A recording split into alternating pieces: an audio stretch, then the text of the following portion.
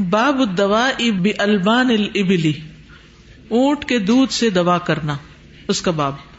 حدثنا مسلم بن ابراہیم حدثنا سلام بن مسکین حدثنا ثابت عن انس ان ناسا کان بهم سقم۔ انس رضی اللہ عنہ کہتے ہیں کہ کچھ لوگ ایسے تھے جن کو ایک بیماری تھی۔ قالوا یا رسول اللہ، کہنے لگے اے اللہ کے رسول صلی اللہ علیہ وسلم، آونا و اطعمنا، آپ ہمیں ٹھکانا بھی دیں اور ہمیں کچھ کھلائیں پلائیں بھی، ہم بیمار ہیں، مسکین لوگ ہیں، آپ ہمیں کچھ کھانے پینے کو بھی دیں اور ہمیں کوئی رہنے کی جگہ بھی دے دیں، کہیں باہر سے آئے تھے۔ فلما صحوا، پھر جب وہ تندرست ہو گئے، صحت مند ہو گئے، قالوا ان المدینۃ وخیمۃ، کہنے لگے مدینہ بڑی خراب جگہ ہے، ہمیں موافق نہیں آ رہی مدینہ کی فضا۔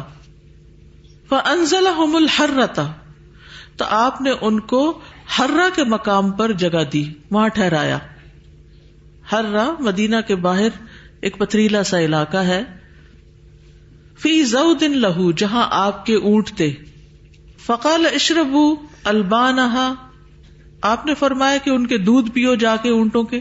فلما صحوا، پھر جب وہ صحت مند ہو گئے، قتلوا راعی النبی صلی اللہ علیہ وسلم، تو انہوں نے نبی صلی اللہ علیہ وسلم کے چرواہے کو، جو اونٹوں کا چرواہا تھا، اس کو مار ڈالا۔ واستاقوا، اور ہانک لے گئے۔ سائق کون ہوتا ہے؟ ڈرائیور۔ واستاقوا یعنی لے گئے، آگے لے گئے۔ ذودہ، آپ کے اونٹ۔ فبعث فی آثارہم، تو آپ نے ان کے پیچھے کسی کو بھیجا۔ فقطع ایدیہم وارجلہم، پھر ان کے ہاتھوں اور پاؤں کو کاٹ ڈالا، پکڑے گئے، پھر ان کو لا کے ان کو ایسی سزا دی کہ ہمیشہ کے لیے لوگ عبرت پکڑے۔ وسمر اعینہم، اور ان کی آنکھوں میں گرم سلائیاں پھروائیں۔ فرأیت الرجل منہم، حضرت انس کہتے ہیں میں نے ان میں سے ایک شخص کو دیکھا، یکدم الارض، کہ وہ زمین چاٹتا ہے یا کاٹتا ہے، بلسانہ ہی، اپنی زبان کے ساتھ، حتی یموت، یہاں تک کہ وہ مر گیا تڑپ تڑپ کے۔ قال سلام، سلام کہتے ہیں، یہ اوپر سلام بن مسکین ہے۔ فبلغنی ان الحجاج قال لانس، مجھے یہ بات پہنچی ہے کہ حجاج جو بہت ظالم بادشاہ تھا ایک، اس نے حضرت انس سے کہا، حدثنی باشد عقوبۃ عاقبہ النبی صلی اللہ علیہ وسلم، مجھے نبی صلی اللہ علیہ وسلم کی دی ہوئی سخت سزا کے بارے میں بتاؤ کہ سب سے سخت سزا آپ نے کون سی دی تھی۔ فحدثہ، تو حضرت انس نے ان کو بتا دیا، بہذا، اس کے بارے میں، اور یہی بات بتائی۔ فبلغ الحسن، تو یہ بات حسن بصری کو پہنچی۔ فقال وددت انہ لم یحدثہ بہذا، تو کہتے ہیں میں نے چاہا کہ کاش انہوں نے ان کو یہ بات نہ بتائی ہوتی، کیونکہ حجاج اس طرح کی چیزوں سے اپنے مطلب کے کام کرتا تھا، یعنی اگر نبی صلی اللہ علیہ وسلم نے ہاتھ پاؤں کٹوائے تو میں بھی لوگوں کو ہاتھ پاؤں کٹوا کے سزا دے سکتا ہوں، وغیرہ وغیرہ۔ تو بنیادی طور پر اس حدیث سے یہ پتہ چلتا ہے کہ اونٹ کے دودھ سے علاج کیا جا سکتا ہے، خاص طور پر پیٹ کے امراض میں، جگر کے امراض میں۔ اس کے لیے طبیب جو ہوتے ہیں وہ اونٹنی کا دودھ تجویز کرتے ہیں، کیونکہ اس سے آنتوں کے اندر جو فاسد مادہ ہوتا ہے وہ نکل کر پیٹ اپنے اعتدال پہ آ جاتا ہے، جن کا بڑھا ہوا پیٹ ہوتا ہے۔ تو وہ جو آئے تھے نبی صلی اللہ علیہ وسلم کے پاس باہر سے لوگ، ان کو بھی کچھ اسی قسم کی بیماری لاحق تھی، مدینہ میں رہتے ہوئے ان کے پیٹ بڑھ گئے، تو آپ نے انہیں اونٹوں کے باڑے میں بھیج دیا اور اونٹنیوں کا دودھ پینے کی تلقین کی۔ جب صحت مند ہو گئے تو چرواہے کو موت کے گھاٹ اتارا، اس کا مسئلہ کیا۔ مسئلہ کیا ہوتا ہے؟ ناک کان وغیرہ کاٹے، پھر اونٹ ہانک کے لے گئے۔ تو رسول اللہ صلی اللہ علیہ وسلم نے ان کے لیے وہی سزا تجویز کی جو انہوں نے چرواہے کو دی تھی۔ آپ کے ذہن میں یہ سوال پیدا ہو رہا ہوگا کہ آپ صلی اللہ علیہ وسلم نے ان کے ہاتھ پاؤں کیوں کٹوائے اور اس کو اتنی سخت سزا کیوں دی؟ تو سزا یا جزا برابر ہے عمل کے، جیسا عمل ویسی جزا۔ تو انہوں نے جو نبی صلی اللہ علیہ وسلم کا چرواہا تھا اس کے ساتھ ایسا ہی سلوک کیا تھا، تو آپ نے اس کا بدلہ لیا، اور رسول اللہ صلی اللہ علیہ وسلم نے ان کے لیے وہی سزا تجویز کی جو انہوں نے سرکاری چرواہے کے لیے روا رکھی۔ تو امام بخاری نے یہ حدیث لا کر ثابت کیا ہے کہ اونٹنیوں کا دودھ بطور دوا استعمال کیا جا سکتا ہے، بطور غذا تو استعمال کرتے ہی ہیں لوگ، لیکن بطور علاج بھی استعمال کر سکتے ہیں. اور حجاج جو تھا وہ ظلم کرنے میں بہت آگے تھا. حجاج بن یوسف پورا نام اس کا یہ تھا. بات پتہ چلتی ہے کہ سلیکٹیو چیز، کچھ لوگوں کو کوئی چیز جو ہے وہ بتاتے وقت احتیاط کرنی چاہیے. بعض لوگ آپ سے مجلس میں سوال کرتے ہیں اور ان کا مقصد کوئی اپنا مسئلہ نہیں ہوتا. اب جو بیان کرنا ہوتا ہے انہوں نے کسی کو سنوانا ہوتا ہے، کسی کو زج کرنا ہوتا ہے. یس. تو انسان کو سمجھنا چاہیے کہ یہ سوال کے پیچھے مقصد اور نیت کیا ہے. مقصد کیا ہے. جی. اگر تو حجاج اس لیے پوچھ رہا تھا کہ اس کو بنیاد بنا کے وہ لوگوں کے ساتھ یہی کرے جو نبی صلی اللہ علیہ وسلم نے خاص حالات میں کیا تھا، تو یہ چیز پھر ایسے لوگوں کو نہیں بتانی چاہیے. اس میں ایک لیڈرشپ کی کوالٹی بھی نظر آتی ہے نبی صلی اللہ علیہ وسلم کی، کہ ان کی خیرخواہی بھی کی، علاج بھی بتایا، اور جو مسئلہ تھا وہ حل کرنے کی کوشش بھی کی. مدینہ میں صحت نہیں ملی تو ہررا بھیج دیا. یعنی اپنے سب آرڈینیٹس کا خیال بھی اس طرح سے آلٹرنیٹس دیتے گئے. بعض اسٹوڈینٹس آتے ہیں وہ ایک کورس نہیں کر سکتے، وہ ایک موسم برداشت نہیں کر سکتے، تو ہر چیز ہر ایک کے لیے نہیں. ایک لباس سب کو فٹ نہیں آتا، تو بعض اوقات وہ نیتیں بھی اچھی ہوتی ہیں، شوق بھی ہوتا ہے، لیکن وہ کوپ نہیں کر پا رہے ہوتے.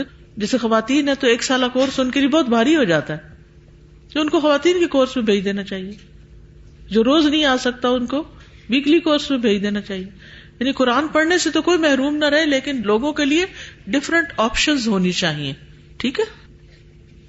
باب الدواء بابوال الابل، باب اونٹوں کے پیشاب سے دوا کرنا، علاج کرنا. ٹھیک ہے. حدثنا موسیٰ بن اسماعیل حدثنا حمام عن قتادہ عن انس رضی اللہ عنہ ان ناسا اجتمعوا فی المدینہ فامرهم النبی صلی اللہ علیہ وسلم ان یلحقوا براعیہ عن الابل. یہاں حضرت انس کی روایت ہے کہ کچھ لوگ ایسے تھے جنہیں مدینہ کی آب و ہوا جب سے اجتبا ہوئے، ان کو مدینہ کی آب و ہوا راس نہ آئی، تو نبی صلی اللہ علیہ وسلم نے ان کو حکم دیا کہ وہ آپ کے چرواہے یعنی اونٹوں کے چرواہے سے جا ملیں. فَيَشْرَبُوا مِنْ أَلْوَانِهَا وَأَبْوَالِهَا، تو وہاں جا کر ان کا دودھ بھی پئیں اور ان کے پیشاب بھی. فَلَحِقُوا بِرَاعِيهِ، تو وہ وہاں پر اونٹوں کے چرواہے سے جا ملے. فشربوا من البانها وابوالها، اور اونٹوں کا دودھ اور پیشاب پینے لگے. حتی صلحت ابدانهم، یہاں تک کہ ان کے جسم بالکل تندرست ہو گئے. فقتلوا الراعی، تو انہوں نے راعی کو قتل کر ڈالا، چرواہے کو مار ڈالا. وساقوا الابل، اونٹ ہانک کے لے گئے. فبلغ النبی صلی اللہ علیہ وسلم، تو یہ بات نبی صلی اللہ علیہ وسلم کو پہنچی. فبعث فی طلبہم، تو آپ نے ان کے پیچھے کسی کو بھیجا، ان کو طلب کر لیا. فجیء بہم، تو انہیں پکڑ کے لایا گیا. فقطع ایدیہم وارجلہم، تو آپ نے ان کے ہاتھ اور پاؤں کٹوا دیے. وسمر اعینہم، اور آنکھوں میں سلائیاں پھروائیں گرم. قال قتادۃ فحدثنی محمد بن سیرین ان ذلک کان قبل ان تنزل الحدود. محمد بن سیرین کہتے ہیں کہ یہ حدود کے نازل ہونے سے پہلے کی سزا ہے. جب حدود کا حکم آ گیا کہ کس غلطی پر کیا سزا دو، تو پھر اس کے مطابق ہونے لگا. کہا یہ جاتا ہے کہ یہ لوگ دراصل ڈاکو اور راہزن ہی تھے، تو مدینہ میں آ کر بظاہر اسلام قبول کر لیا، اوپر سے مسلمان ہو گئے، لیکن اندر سے ان کی عادت تبدیل نہیں ہوئی تھی. اسی لیے انہوں نے وہی کیا جو ان کی عادت بنی ہوئی تھی. تو اس سے یہ بات بھی پتہ چلتی ہے کہ انسان کو اپنی عادتوں کی اصلاح پہ کام کرنا چاہیے، ورنہ زندگی بہت تھوڑی سی ہے اور انسان ایسا نہ ہو کہ خسارے میں پڑ جائے. کوئی بھی ایسی چیز جو آپ کا وقت ضائع کرتی ہے، چاہے لیزینس ہے، سستی ہے، بیماری ہے، ان سب کا کچھ نہ کچھ علاج کریں تاکہ آپ اپنا کام کرتے رہیں، اپنا وقت ضائع نہ کریں. پھر اس کے بعد یہ ہے کہ نبی صلی اللہ علیہ وسلم نے اتنی سخت سزا کیوں دی؟ ایک وجہ تو یہ تھی کہ انہوں نے چرواہے کے ساتھ جو سلوک کیا وہی ان کے ساتھ کیا گیا. دوسری بات یہ تھی کہ آپ صلی اللہ علیہ وسلم نے فساد کو ختم کرنے کے لیے یہ طریقہ اختیار کیا تھا کہ اگر کچھ اور لوگ بھی ایسی ذہنیت رکھتے ہیں تو وہ جان لیں کہ پکڑے گئے تو بڑی سخت سزا ملے گی، تاکہ وہ اس طرح کے فساد سے باز آ جائیں. پھر اسی طرح ان لوگوں نے نعمت کے مقابلے میں ناشکری کی تھی. ٹھیک, اونٹوں کو چوری کیا, آدمی کو اغوا کیا, قتل کیا, اس آدمی کی آنکھوں میں گرم سلاخیں ڈالیں. ٹھیک, تو ان کے ساتھ بھی پھر یہی کیا گیا. باب الحبۃ السوداء, سیاہ بیج کا باب. سیاہ بیج سے مراد کلونجی ہے, بلیک سیڈز. ٹھیک ہے نا, عربی میں بھی الحبۃ السوداء کہتے ہیں اور انگریزی میں بھی بلیک سیڈز, اردو میں کلونجی.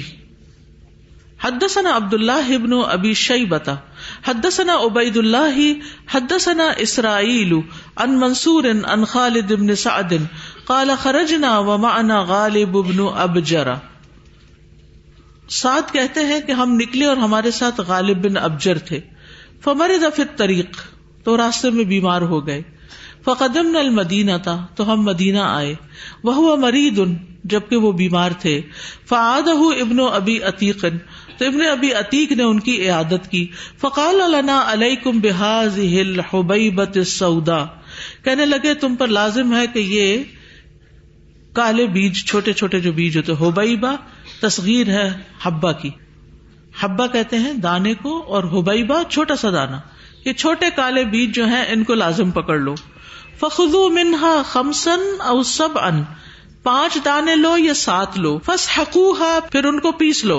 ثم اقطروها في انفه بقطرات زیت, پھر اس کے ناک میں تیل میں ملا کے یہ کلونجی کے کالے بیج وہ ڈالو. فی هذا الجانب وفی هذا الجانب, دائیں نتنے میں بھی اور بائیں نتنے میں بھی. فإن عائشة حدثتنی, تو حضرت عائشہ مجھ سے کہتی ہیں, انہا سمعت النبی صلی اللہ علیہ وسلم, کہ نبی صلی اللہ علیہ وسلم سے انہوں نے سنا, یقول, آپ فرماتے تھے, ان هذه الحبۃ السوداء شفاء من كل داء الا من السام, کہ یہ کالے دانے یا بلیک سیڈ جو ہیں ہر بیماری سے شفا ہے سوائے موت کے. قلت وما السام قال الموت, میں نے کہا یہ سام کا کیا مطلب ہے, فرمایا موت. ٹھیک ہے. حدثنا یحیی بن بکیر حدثنا اللیث عن عقیل عن ابن شہاب قال اخبرنی ابو سلمۃ وسعید بن المسیب ان ابا ہریرۃ اخبرہما انہ سمع رسول اللہ صلی اللہ علیہ وسلم یقول فی الحبۃ السوداء شفاء من کل داء الا السام. ابو ہریرہ کہتے ہیں کہ انہوں نے رسول اللہ صلی اللہ علیہ وسلم کو کہتے ہوئے سنا کہ حبۃ السوداء جو ہے, کلونجی جو ہے, ہر بیماری سے شفا ہے, الا السام, سوائے موت کے. قال ابن شہاب والسام الموت, ابن شہاب کہتے ہیں کہ سام کا مطلب موت ہے. والحبۃ السوداء الشنیز, اور حبۃ السوداء بلیک سیڈ جو ہے یہ شنیز بھی کہلاتے ہیں عربی میں. قاموس کے مؤلف کہتے ہیں کہ شنیز, الشنیز, والشنیز والشنوز والشہنیز, یہ سب سیاہ دانے کے لیے استعمال ہوتے ہیں. اصل میں یہ فارسی کا لفظ ہے. تو کلونجی کو شنیز سے تعبیر کرنا اسی بنا پر ہے, یعنی شنیز ہی کلونجی ہے, کالا دانا. اور یہ موت کے علاوہ ہر بیماری کا علاج ہے, کیونکہ موت جب آ جاتی ہے تو کوئی بھی دوا فائدہ نہیں دیتی. اچھا, اب وہ کون سی دوا ہے؟ قرآن مجید کی ایک آیت ہے, وَلَن يُؤَخِّرَ اللَّهُ نَفْسًا إِذَا جَاءَ أَجَلُهَا وَاللَّهُ خَبِيرٌ بِمَا تَعْمَلُونَ, اور اللہ کسی جان کو ہرگز مہلت نہیں دے گا جب اس کا وقت آ گیا, اور اللہ اس سے پوری طرح باخبر ہے جو کچھ تم کر رہے ہو. جب انسان کی زندگی ہو تو پھر اللہ تعالیٰ کوئی نہ کوئی سبب بنا دیتا ہے, انسان کو شفا ہو جاتی. جب زندگی نہ ہو تو اچھے بھلے ماہر ڈاکٹر بھی بھول جاتے ہیں. کلونجی جو ہے وہ بہت سی بیماریوں کا علاج ہے, جیسے پیٹ کے کیڑے. پھر کلونجی اور شہد کا استعمال, پانی کے ساتھ کلونجی, زکام میں اس کے مرکب کو ناک میں ڈالنا. تو اس میں آپ دیکھیے کہ ابھی ریسنٹلی میں کراچی گئی تو وہاں آب و ہوا ذرا فرق تھی, اترتے ہی مجھے زکام محسوس ہونے لگا. تو جب میں گھر پہنچی تو انہوں نے میرے لیے کلونجی کا آئل خالص نکلوا کے رکھا ہوا تھا, اور شہد بھی. تو میں نے دونوں چیزوں کو باہم ملایا اور تھوڑا تھوڑا چکھنا شروع کر دیا. جو ہی اس کو چکھا تو کیا ہوا, الحمدللہ 3 دن کے اندر میں واپس اپنی نارمل روٹین پہ آ گئی. حالانکہ میں پڑھا بھی رہی تھی اور مسلسل دماغی کام تھا. تو بعض اوقات یہ ہے کہ جب آپ یقین سے ایک چیز استعمال کرتے ہیں، قرآن میں ہے شہد ہر چیز کے لیے شفا ہے، اور حدیث میں ہے کہ کلونجی ہر چیز کے لیے شفا ہے، تو پھر اگر یہ دونوں مل جائیں تو کیا ہو جائے گا؟ نور علی نور ہو جائے گا. اور انشاءاللہ اللہ تعالیٰ کے اذن سے، کیونکہ اللہ کا اذن ہو تو شفا ہوتی ہے، ورنہ انسان کسی بھی بیماری سے مر سکتا ہے. اور حافظ ابن حجر کہتے ہیں کہ غالب بن ابجر زکام میں مبتلا تھے، اس لیے ابن ابی عتیق نے دوا کو ناک میں ٹپکانے کی تجویز دی تاکہ وہ پیسیجز کھل جائیں. میری یہ ٹیئر ڈکٹ بلاکیج تھی 5 years سے، اور مجھے ہر ڈاکٹر نے یہی کہا تھا کہ آپریشن، لیکن ایک سرجن نے کہا ہوا تھا کہ آپریشن سکسیسفل نہیں رہتا، آپ نہ کروائیں، یہاں فیس پہ کٹ بھی لگتا ہے سب. تو الحمدللہ کچھ ٹائم پہلے میں ڈاکٹر ذکیہ ہاشمی کے پاس گئی، اور انہوں نے مجھے یہی حدیث میں جو ذکر ہے نا کلنجی کا تیل دیا، تو الحمدللہ وہ ڈالنے سے اب میرا مسئلہ حل ہو چکا ہے. ناک میں ڈالنے سے تو وہ کھل گیا. جی الحمدللہ. تھوڑا کاٹتا تو ہے لیکن ذکیہ آئی ہیں تو ہم اب تک کلونجی کے اور شہد کے کافی فائدے پڑ چکے ہیں. تو کوئی خاص بیماری ہو تو پوچھیے تاکہ وہ کلونجی سے آپ کو علاج بتائیں. السلام علیکم ورحمۃ اللہ وبرکاتہ. وعلیکم السلام. جیسے حدیث میں آتا ہے نا کہ اللہ تعالیٰ نے کالے دانے میں شفا رکھی ہے ہر بیماری سے سوائے موت کے. تو اس کو میں نے اپنی زندگی میں تجرباتی طور پہ یعنی اس کو اتنا سچا پایا کہ سر سے لے کے پاؤں تک تقریباً ہر بیماری میں اس میں ماشاءاللہ سے شفا موجود ہے. سر درد ہو یا سائنوسائٹس ہو. سائنوسائٹس ایک ایسی بیماری جس کے بارے میں لوگوں میں بڑی غلط فہمی پائی جاتی ہے، حتیٰ کہ ڈاکٹرز بھی اس کو کئی دفعہ ڈائگنوز نہیں کر پاتے، اور اینٹی الرجیز پہ لوگوں کو ساری زندگی رکھتے ہیں. اور اینٹی الرجی جو ہے وہ ایک عام جو ٹرنکلائزر ہے اس سے کہیں زیادہ سائیڈ افیکٹ رکھتا ہے. اور بہت سے لوگ ایسے ہیں جن کا ناک بند ہوتا ہے، گلے میں ریشہ گرتا ہے یا ایک تار سی بندھی ہوتی ہے، یہ ہر وقت یعنی محسوس کرتے ہیں کہ بس اس کو کس طرح اتار دیں، اترتا نہیں، نہ وہ باہر آتا ہے نہ وہ اندر جاتا ہے، اور ایک چپچپاہٹ سی گلے میں محسوس رہتی ہے. اور اس کے ساتھ کبھی کبھی وہ اتنا ایگریویٹ ہوتا ہے کہ بخار چڑھ جاتا ہے، سر میں درد ہوتا ہے، کبھی رائٹ سائڈ پہ، کبھی لیفٹ پہ، کبھی پورے سر میں، سر بوجھل ہوتا ہے، بھاری پن، سر کا درد، اس کو درد شقیقہ کہہ لیں. اور ڈاکٹر اس کو الرجی بولتے ہیں، کوئی اس کو ڈسٹ الرجی کا نام دیتا ہے، کوئی اس کو سیزنل الرجی، یعنی مختلف ناموں سے. مگر جو کیفیت میں نے آپ کو بتا دی نا، کسی کا ایک ناک بند ہوتا ہے، کسی کا دونوں ناک بند ہوتے ہیں، اور کسی کا کبھی کبھی بند ہوتا ہے، ضروری نہیں کہ سارا سال بند ہو. لیکن کچھ لوگ ایسے ہوتے ہیں جن کا سارا وقت ناک بند ہوتا ہے. بعض اوقات وہ الرجی کی وجہ سے نا رگڑ رگڑ کے اپنی ناک اندر سے ٹیڑھی کر چکے ہوتے ہیں. اندر کی جو ہڈی ہوتی ہے نا، DNS بولتے ہیں ڈاکٹرز اس کو، ڈائیورٹڈ نوز، یعنی جو ناک کی درمیان کی ہڈی ہے وہ ڈائیورٹ ہو چکی ہوتی ہے. اسی وجہ سے کہ وہ جیسے اریٹیشن ہوتی ہے ناک میں تو سانس نہیں آتا، بچہ ہو یا بڑا، وہ بار بار اس کو مسلتے مسلتے بون انفلیمڈ ہو جاتی ہے، اور انفلیمیشن کی وجہ سے بون اور یہ جو ہمارا ایک نوسٹرل ہے وہ آپس میں چپک بھی جاتا ہے بعض اوقات، یعنی اتنا کلوز ہو جاتا ہے کہ اس سے ہوا بھی نہیں گزرتی. اسی وجہ سے سر درد ہوتا ہے. ان تمام مسائل کا حل کلونجی میں موجود ہے. یعنی یہ اس لیے میں نے آپ کو اتنا ڈیٹیل سے بتا دیا کہ آپ اس بیماری کو سمجھ بھی لیں اور اس کو الرجی نہ سمجھیں، گھر بیٹھے اس کا آپ علاج کر سکیں. آپ کلونجی کے قطرے ناک میں ڈالیں، لیکن 1-2 قطرے ڈالنے سے افاقہ نہیں ہوتا. ہماری ناک جو ہے اندر سے کافی لمبی ہے، یعنی جتنی ہمیں نظر آتی ہے اسے 3 گنا اندر ہے، جو حلق تک اس کے آ کے تو ہولز کھلتے ہیں. تو جب تک وہ پوری نہ دھلے، اس تیل سے صاف نہ ہو جائے، اس کا اثر پورا نہیں ہوتا ہے. جب آپ قطرے ڈالیں، مثلا ایک نوسٹرل میں آپ نے ڈالا تو وہ اس کے گلے میں قطرے آنے چاہیے، اسی طرح دوسری نوسٹرل میں ڈالیں تو اس کے بھی قطرے حلق میں اترنے چاہیے. اگر کسی طرف سے مثلا آپ نے رائٹ سائڈ سے ڈالا پھر لیفٹ پہ ڈالا لیکن رائٹ سے قطرے نہیں گرے حلق میں، تو اس کو آپ دوبارہ ڈال لیں. بعض دفعہ ناک اتنا بند ہوتا ہے، اس کو پکڑ کے نوسٹرل کو ایسے کھول کے پھر قطرے ڈالیں تاکہ حلق میں آئیں. جب تک حلق میں نہیں آئے آپ کا پروسیس کمپلیٹ نہیں ہوا.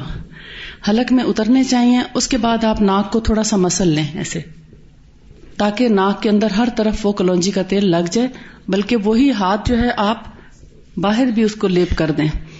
حتیٰ کہ عام بخار، سادہ بخار ہو یا ٹائیفائڈ ہو یا کسی بھی قسم کا نمونیا کا بخار ہو، اس میں صرف جسٹ ناک پہ لگانے سے بخار ایک درجہ ودن فیو منٹس کم ہو جاتا ہے. صرف باہر سے لگانے سے. پلانے سے بھی بخار کم ہوتا ہے. اگر سردی کا بخار ہے تو پلانے سے بھی کم ہو جاتا ہے. مجھے لگتا ہے شیطان بھاگ جاتا ہے. جی شیطان بھی بھاگ جاتا ہے. جی وائرل انفیکشن آج کل جیسے موسم بدل رہا ہے، یعنی کسی وقت آپ دیکھتے ہیں کہ بہت برفیلی ہوا چلتی ہے اور کسی وقت دھوپ نکل آتی ہے، سمجھ نہیں آتی کتنے کپڑے پہنے اور کب اتاریں اور کب زیادہ پہنے. تو ایک دم سے ہوا جب چلتی ہے تو محسوس ہوتا ہے کہ یعنی کبھی سر کی طرف لگ جاتی ہے، سر میں درد شروع ہو جاتا ہے. کسی کے کانوں میں پڑتی ہے تو کان میں درد شروع ہو جاتا ہے. کان میں درد ہو تب بھی ناک میں کلونجی کا تیل ڈالیں تو کان درد بھی ٹھیک ہو جاتا ہے. کان میں نہیں ڈالنا، یعنی آپ نے مجھے بتایا تھا کان میں نہیں ڈالنا، ناک میں ڈالیں. ناک میں ڈالنے سے مینسٹرل پین بھی ٹھیک ہو جاتا ہے، مینسس کا درد ٹھیک ہو جاتا ہے. ناک میں ڈالنے سے دانت کا بھی درد ٹھیک ہو جاتا ہے. ناک میں ڈالنے سے کان کا درد ٹھیک ہو جاتا ہے. بس جس نے اچھی طرح وضو کرنا سیکھ لیا اس کو کلونجی کا تیل کچھ نہیں کہتا.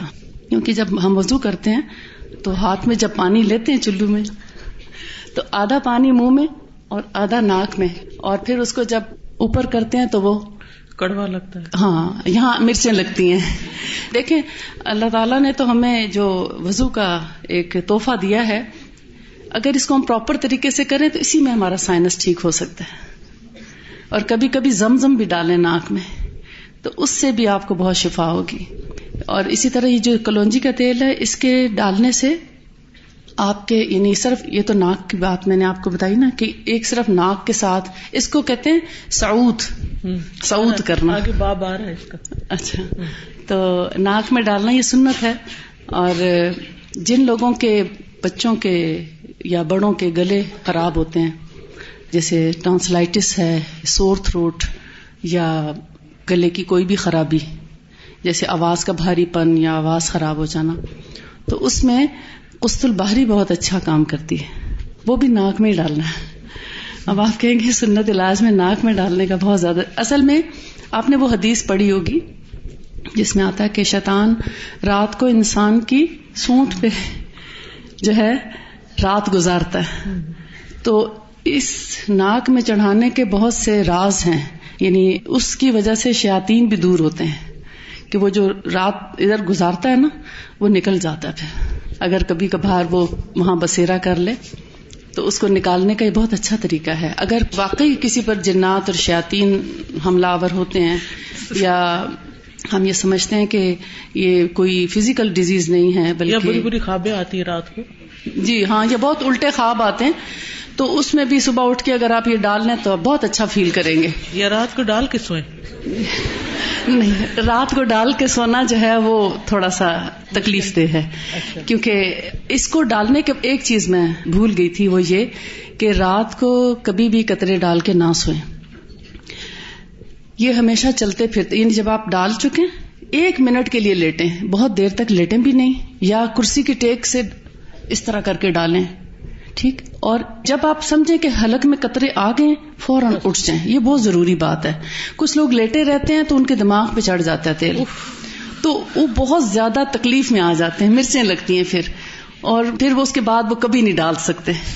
تو اس لیے 1 منٹ کے بعد اٹھ جائیں تو انشاءاللہ وہ گلا بھی آپ کا صاف ہوگا. ریشہ نکلتا ہے، ناک سے بھی نکلتا ہے، گلے سے بھی نکلتا ہے، پورا پیسج کلیئر ہو جاتا ہے اور اتنا سکھ کا سانس آتا ہے کہ پھر آپ انشاءاللہ دعاؤں میں بھی یاد رکھیے گا.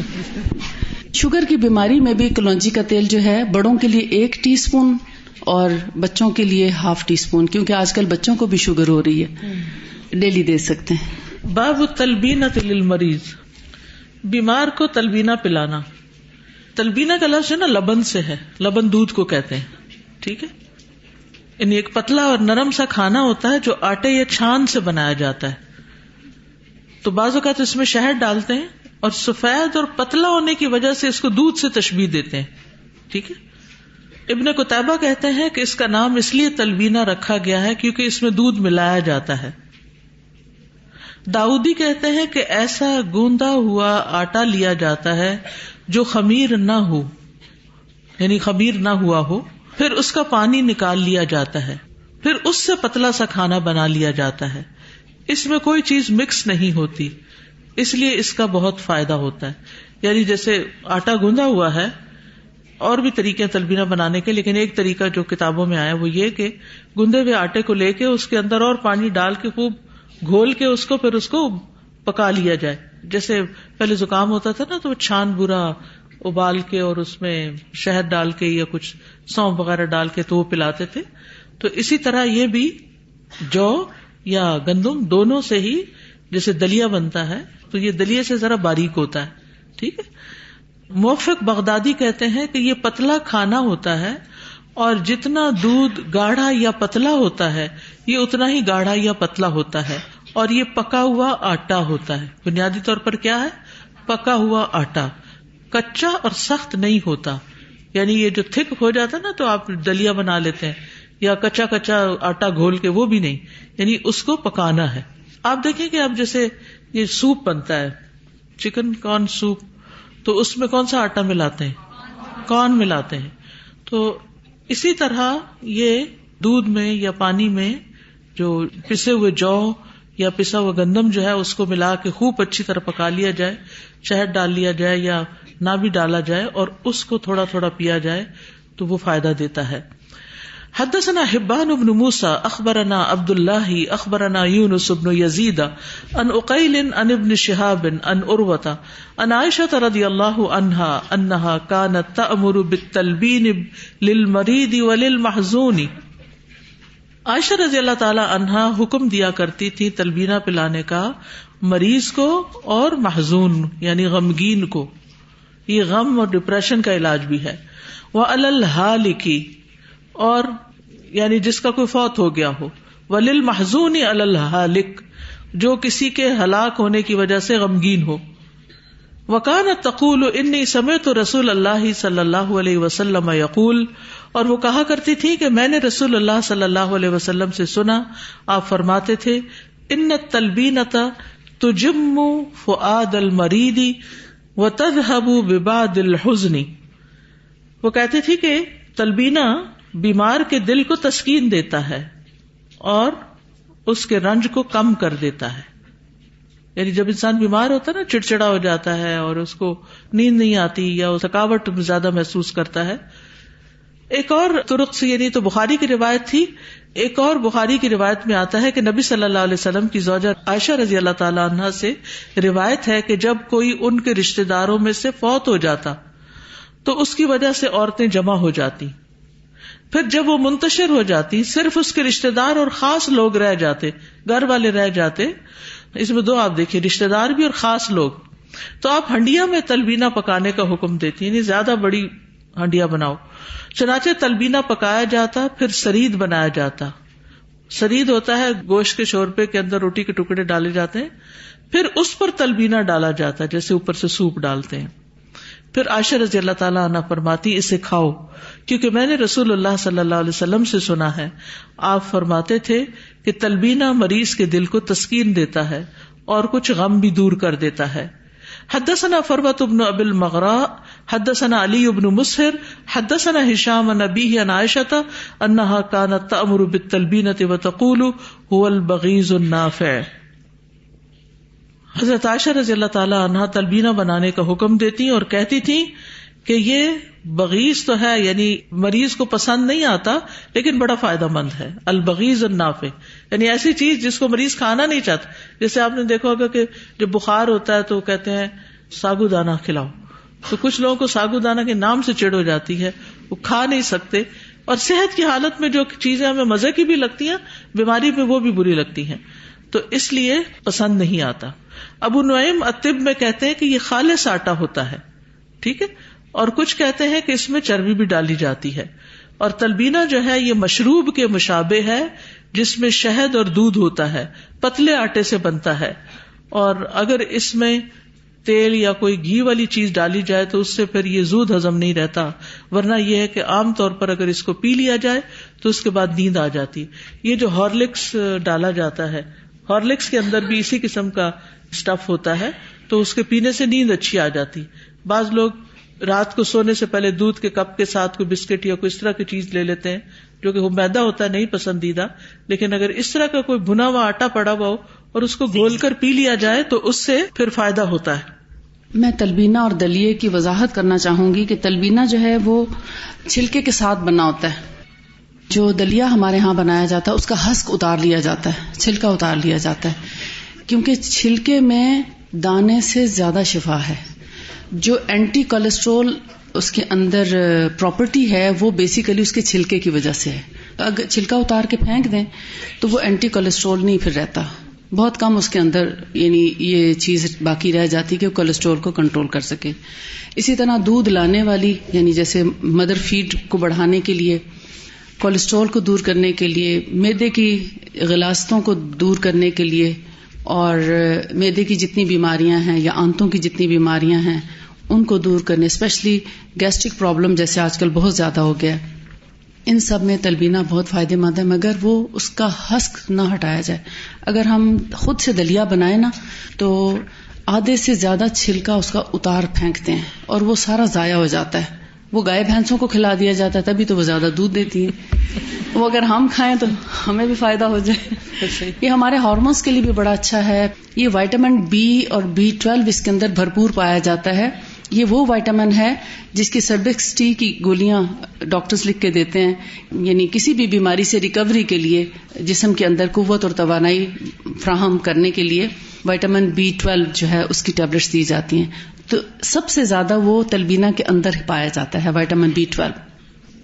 اسی لیے حضرت عائشہ رضی اللہ تعالی عنہا نے فرمایا کہ ہمارے گھر میں جب بھی کوئی بیمار ہوتا تو نبی صلی اللہ علیہ وسلم تلبینہ کی ہانڈی چڑھانے کا حکم دیتے جب تک کہ دو رخ سامنے نہ آ جاتے, یا موت یا شفا. تو گویا مرتے دم تک ریکمینڈ کرتے تھے تلبینہ. اس کے 2-3 طریقے ہیں. اس کو آپ یخنی میں بھی بنا سکتے ہیں, کسی بھی گوشت کی یخنی آپ جو آپ کو پسند ہو, اونٹ کی بنائیں, گائے کی ہو, بکرے کی ہو یا چکن کی ہو, لیکن دیسی ہو, فارمی نہ ہو.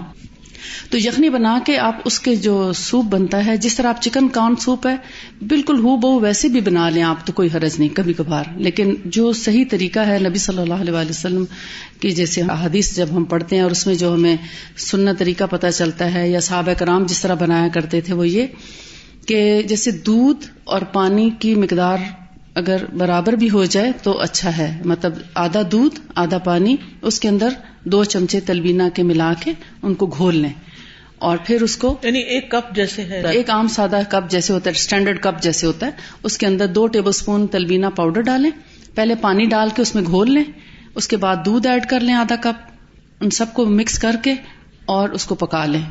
یہ ہر انسان اس کو لے سکتا ہے, البتہ جن کو ڈائبٹیز ہو وہ لوگ بعد میں شہد کا استعمال نہ کریں, لیکن جن کو شوگر وغیرہ نہیں ہے, آپ طاقت کے لیے لینا چاہ رہے ہیں, آپ مدر فیڈ کے لیے لینا چاہ رہے ہیں, چھوٹے بچوں کی جو پہلی غذا ہے وہ آپ سب تلبینہ سے شروع کیجیے گا. جب آپ مائیں بنیں گی سب سے پہلی غذا بچوں کو تلبینہ دیجیے گا. آپ دیکھیے گا آپ کے بچے بہت صحت مند اور زیادہ انٹیلیجنٹ ہوں گے انشاءاللہ, کیونکہ بچوں کے اندر وہی چیز پیدا ہوتی ہے جو آپ ان کو غذا دیتے ہیں. مائیں عام طور پہ اپنی جان چھڑانے کے لیے چپس کے پیکٹ دے کے بچے کو ایک طرف کر دیتی ہیں, تم اپنا کام کرو, اور خود اپنا کام شروع کر دیتی ہیں. تو جو تلبینہ ہے 5 منٹ میں بن جاتا ہے, 5 سے 7 منٹ میکسیمم لگتے ہیں, کوئی زیادہ ٹائم نہیں لگتا اس کے اندر. ایک طریقہ تو یہ ہے کہ دودھ اور پانی کو مکس کر کے اس کے اندر سادہ بنا لیا جائے. دوسرا یہ کہ اس کے اندر آپ 1 یا 3 کھجوریں ڈال کے ان کو بھی ساتھ ہی پکا لیں. اس میں کبھی چینی نہ ڈالیں, اس کو کھجور سے میٹھا کر لیں یا شہد سے میٹھا کر لیں. اور اس کے علاوہ اگر آپ کو نمکین پسند ہے یا کسی کو دودھ ڈائجسٹ نہیں ہوتا, کسی کو الرجی ہوتی ہے, اصل میں وہ الرجی نہیں, وہ پھر انشاءاللہ کسی اور باب میں دیکھیں گے کہ وہ الرجی کیا چیز ہے. بیسیکلی جن کو دودھ ڈائجسٹ نہیں ہوتا تو وہ یخنی میں پی سکتے ہیں. کسی بھی چیز کی یخنی نکال کے 1 کپ اگر یخنی ہے اسٹینڈرڈ کپ, تو اس میں بھی آپ 1.5 سے 2 چمچ اس کے ڈال کے پہلے تھوڑا سا الگ گھول لیں اور پھر اس کو مکس کر کے تو 2-4 ابال دے دیں تو تلبینہ تیار ہو جاتا ہے. وہ جو آٹے والی بات ابھی حدیث میں ہم نے پڑھی ہے وہ یہ ہے کہ وہ گاڑھا گاڑھا ہی اصل میں تلبینے کو کئی لوگ رات کو بھی بھگو دیتے ہیں. عرب لوگوں میں نے دیکھا کہ وہ رات کو بھگو کے رکھ دیتے ہیں پانی میں, تو ایسے ہی لگتا ہے جیسے آٹا بن گیا نا گوندا ہوا, لیکن وہ ذرا گاڑھا گاڑھا ہوتا ہے. اب اس میں مزید پانی ڈال کے, اچھا خاصا پانی ڈال کے, جیسے ہم سوپ بنانے کے لیے گوشت میں زیادہ پانی ڈال لیتے ہیں, اسی طرح پھر تلبینے میں زیادہ پانی ڈال کے اس کو پکا لیتے ہیں. تو اس کو پھیکا بھی بنایا جا سکتا ہے, سالٹش بھی بنایا جا سکتا ہے, اس میں شہد ڈال کے بھی پیا جا سکتا ہے, کھجور کے ساتھ بھی لیا جا سکتا ہے. Assalamu alaikum. Just one important point about honey. Honey should not be dropped in very hot water or hot tea because it has natural enzymes and natural hormones and natural chemicals which have bonds. They break up when very hot water is used, and then the honey becomes useless. Because see, the body temperature of the bee is not that high. So it should be at an optimum temperature of the body temperature of the bee. That is like our body temperature. It shouldn't be dropped into hot water because normally people take honey in hot tea, hot choshanda when they are sick. That shouldn't be done. And also Yasmin aunty mentioned a good point about burns. Honey is also good for cuts and also for acne. It's a very good face mask also for acne, and it's used for cuts. And now in the West it's also used for surgeries, honey. And for diabetic foot also. जज़ाकुमुल्लाह खैरन. सुब्हानक अल्लाहुम्मा व बिहम्दिका अशहदु अल्ला इलाहा इल्ला अंता अस्तगफिरुका व अतूबु इलैक. अस्सलामु अलैकुम व रहमतुल्लाहि व बरकातुहू.